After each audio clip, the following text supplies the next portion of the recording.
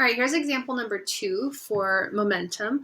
So we have this figure gives an overhead view of the path taken by a 0.165 kilogram cue ball as it bounces from a rail of a pool table. The ball's initial speed is 2 meters per second and the angle theta 1 is 30 degrees. The bounce reverses the y component of the ball's velocity but does not alter the x component. What are A, angle theta 2, and B, the change in the ball's linear momentum in unit vector notation? So the deal here is that we know, again, momentum is a vector. And in this case, we have both an x component and a y component of momentum and change in momentum. So what we need to do here is we need to break this down into x and y components and then evaluate from there. So I'm going to write down all my givens and then I'm going to draw a picture as well. So I have the mass of the cue ball is 0.165 kilograms. And then I know that it bounces from the rail, blah, blah, blah, blah, blah. The ball's initial speed is 2 meters per second and angle theta 1 is 30 degrees. So if I draw a picture of this here, I get that this right here is 30 degrees. And here we're coming in at that 30-degree angle, and then this is 2 meters per second.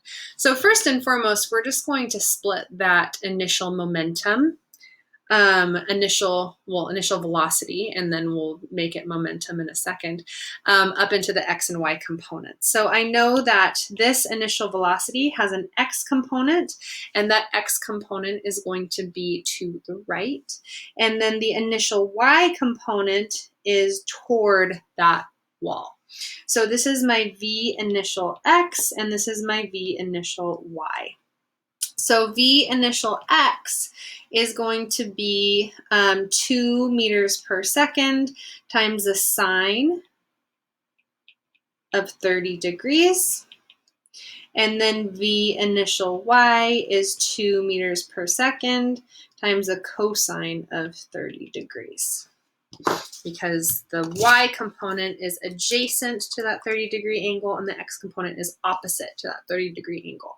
So 2 times the sine of 30 is 1. So I get 1 meter per second for my initial velocity in the x direction. And then 2 times the cosine of 30 is 1.732. So 1.73 meters per second for my initial y component of velocity.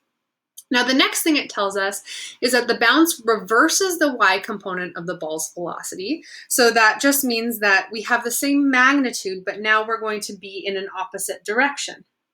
Okay, so we're reversing the y component, so v final y is there.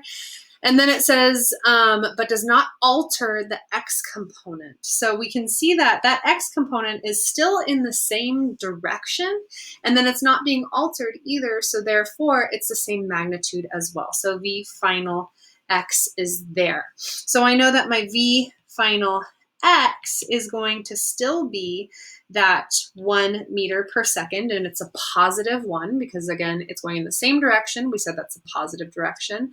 And then my v final y in this case is the same magnitude, so it's still going to be 1.73, but now it's in the opposite direction. And if I said that my initial velocity in the y direction is positive, that means that my final velocity in the y direction has to be negative. So I get a negative 1.73 meters per second for my final velocity in the y direction.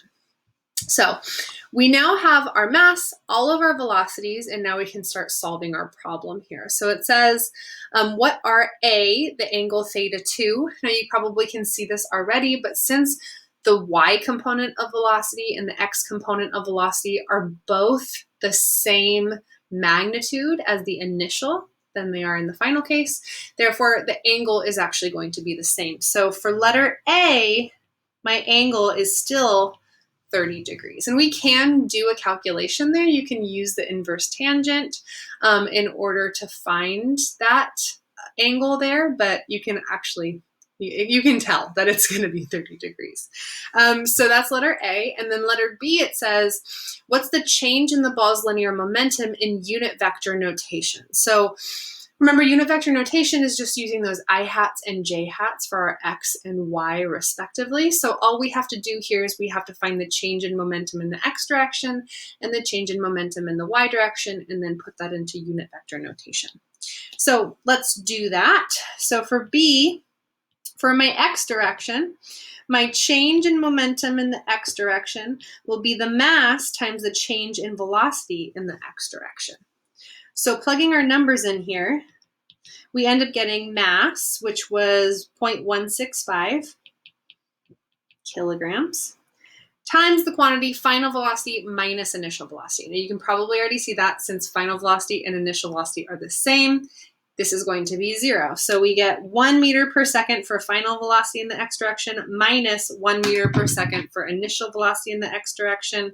And this ends up being our delta px, so our change in momentum in the x direction is equal to 0 because 1 minus 1 is 0. And that makes sense, right? We have the same momentum in the x direction, initial and final, because we have the same velocity in that x direction, initial and final, and we have the same mass as well. Now for the y direction here, we get change in momentum in the y direction is again equal to mass times change in velocity in the y direction.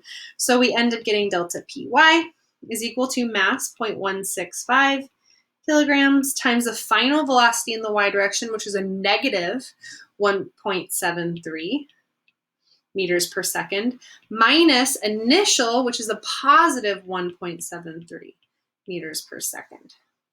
So here we get our change in momentum in the y direction is equal to 0.165 times the quantity negative 1.73 minus 1.73.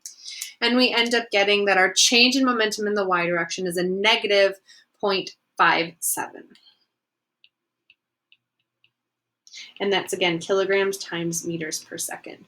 So if we're going to put this in unit vector notation, I get that our change in momentum is equal to a negative 0.57 kilograms times meters per second, j hat.